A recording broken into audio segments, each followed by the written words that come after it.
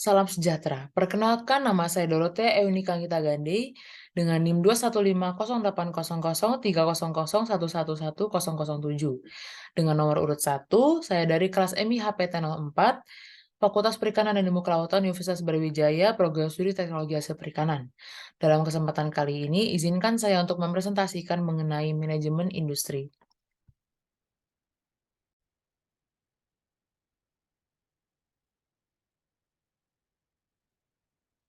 Topik pembahasan pada presentasi kali ini yaitu ada 3. Yang pertama adalah manajemen, yang akan dibahas yaitu definisi, karakteristik, komponen, dan fungsi. Yang kedua adalah organisasi, yang akan dibahas yaitu definisi, karakteristik, dan perubahan. Lalu yang ketiga adalah manajer, yang akan dibahas yaitu definisi, tingkatan dan tugas, peran, dan keterampilan. Yang pertama yang akan kita bahas yaitu manajemen. Terdapat berbagai definisi manajemen dari beberapa ahli. Yang pertama adalah Stoner dan Freeman. Menurut mereka, manajemen merupakan sebuah proses perencanaan, pengorganisasian, pengarahan, dan pengawasan usaha-usaha para anggota organisasi dan penggunaan sumber daya organisasi lainnya agar mencapai tujuan yang telah ditetapkan bersama. Lalu yang kedua adalah definisi dari George R. Terry yang mengungkapkan bahwa manajemen merupakan sebuah proses yang khas yang terdiri dari tindakan-tindakan merencanakan, mengorganisasikan, menggerakkan, dan mengawasi yang dilakukan untuk menentukan serta mencapai sasaran-sasaran yang telah ditetapkan sebelumnya. Lalu yang terakhir adalah dari Mary Parker Follett yang berpendapat bahwa manajemen merupakan suatu seni tiap pekerjaan yang bisa diselesaikan oleh orang lain. Yang berarti tugas dari seorang manajer adalah mengatur dan mengarahkan orang lain untuk mencapai tujuan dari suatu organisasi.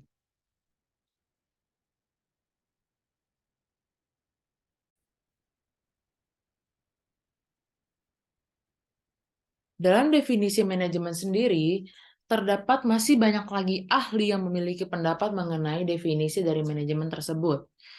Para ahli sebenarnya memiliki pengertian yang sama dalam manajemen, yaitu memiliki proses planning, organizing, dan controlling. Yang membedakan pendapat para ahli atau definisi dari para ahli yaitu pelaksanaannya sebelum controlling. Banyak ahli memiliki pendapat terkait pelaksanaan sebelum controlling, antara lain staffing, directing, actuating, commanding, coordinating, dan masih banyak lagi.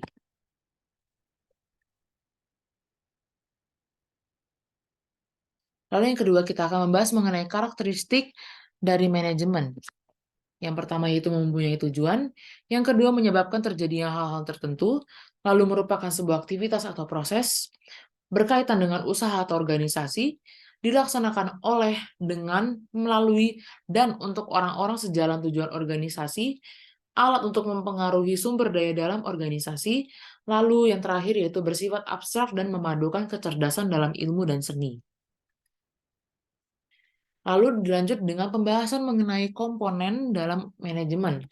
Terdapat 4 komponen utama dalam manajemen. Yang pertama yaitu terdiri dari people, objectives, ideas, dan resources. Yang pertama adalah people. People merupakan komponen utama dalam manajemen yang meliputi manajer, mitra, anggota, organisasi, dan konsumen.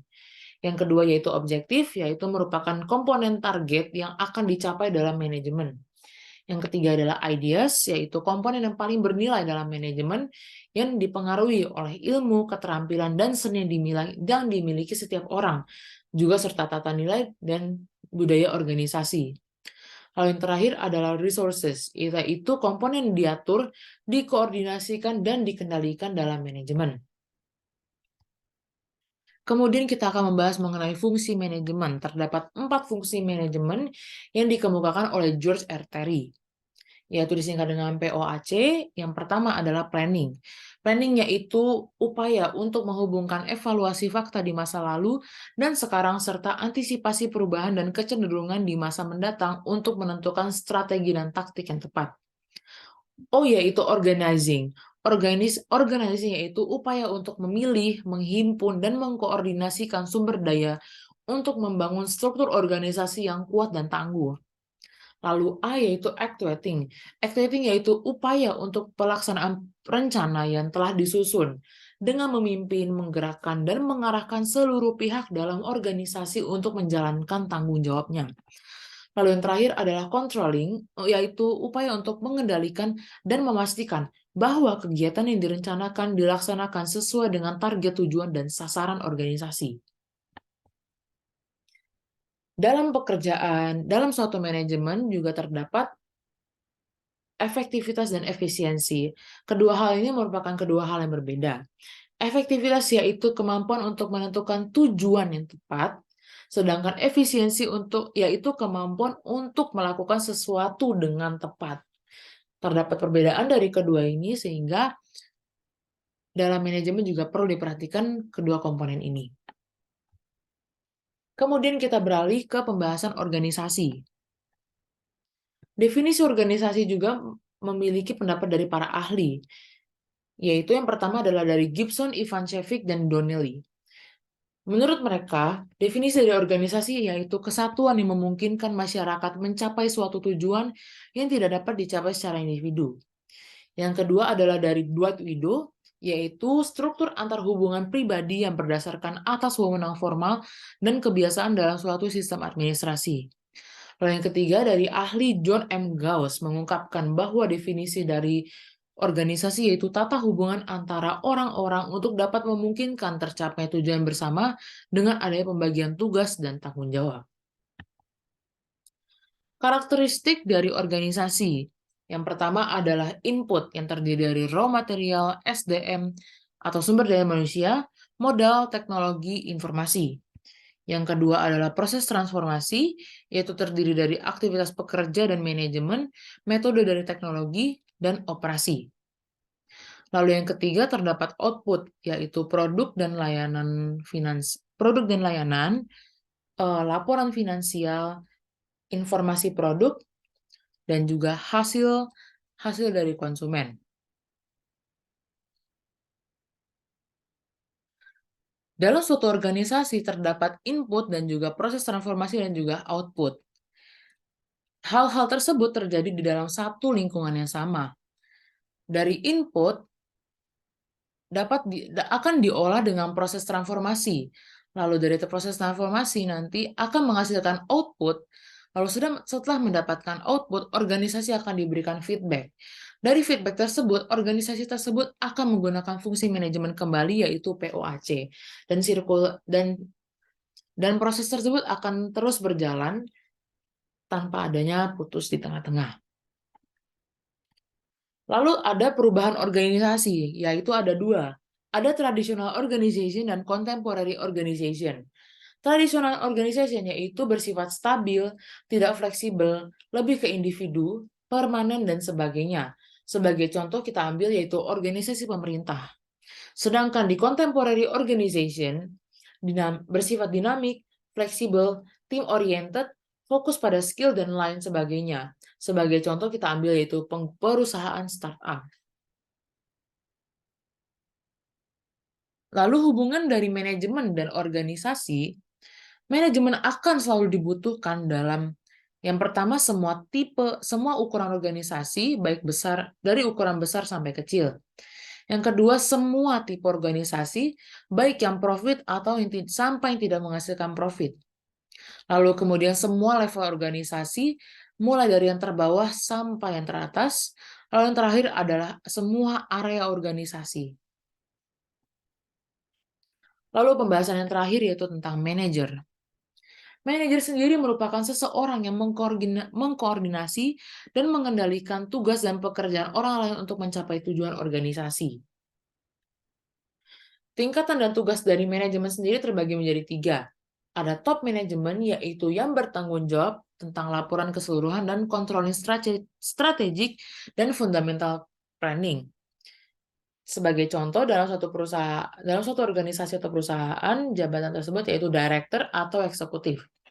Lalu yang kedua adalah middle management, yaitu mengarahkan manajer tingkat yang lebih rendah, mengarahkan karyawan non-manajerial, dan juga bertugas bertanggung jawab terhadap manajer senior. Lalu yang terakhir adalah first line atau bottom management.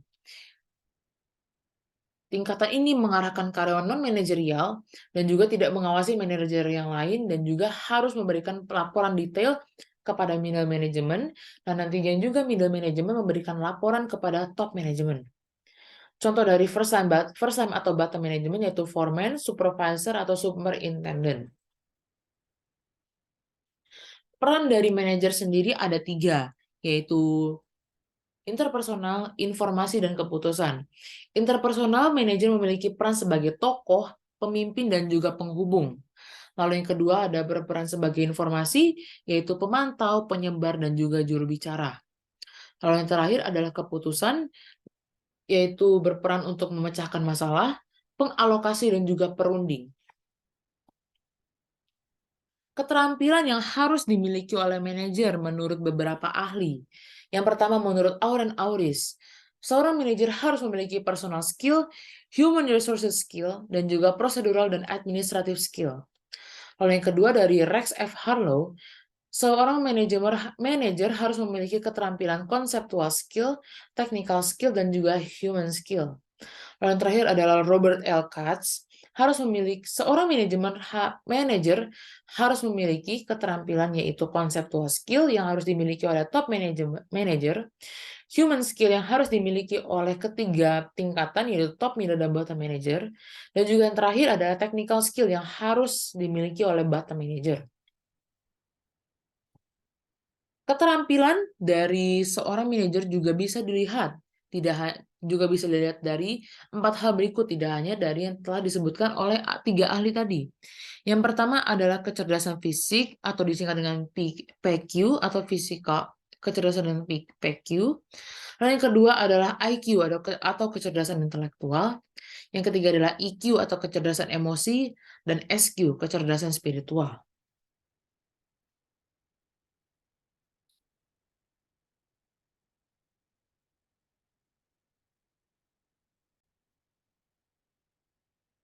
Demikian presentasi yang dapat saya sampaikan. Mohon maaf bila terdapat kesalahan kata. Terima kasih dan salam sejahtera.